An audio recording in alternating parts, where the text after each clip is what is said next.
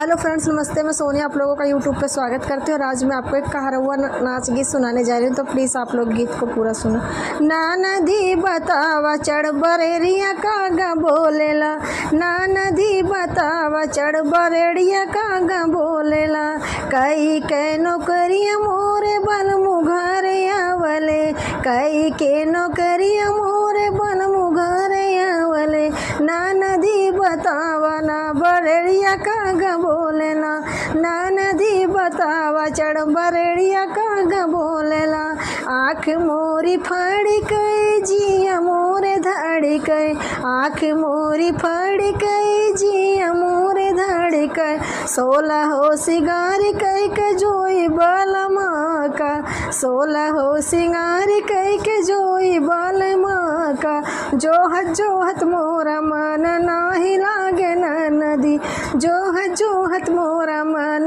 नाही लागे ना नदी, ना नदी बतावा ना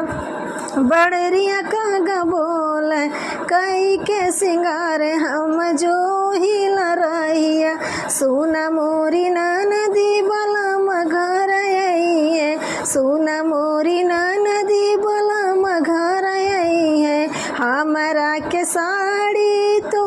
रख कंगना, हमरा के साड़ी तू का कंगना, सैया बिन मोर दिलवा नाई लागे ना नदी, सैया बिन दिलवा नाई लागे ना नदी, ना नदी बतावा चढ़ बरेड़िया कागा बोलेला, कई के 16 हो सिंगारी रहिया जोहिला, अब की जघरी आई है हमरो सजनवा,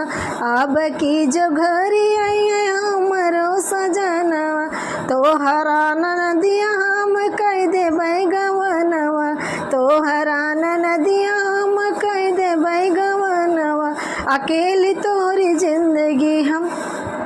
अकेली तोहरी जिंदगी हमका सतावेला, अकेली तोहरी जिंदगी ननदी तुए सतावेला, ना नदी बतावा ना चढ़ बरेड़िया कागा बोलेला, ना नदी बतावा चढ़ बरेड़िया कागा बोलेला।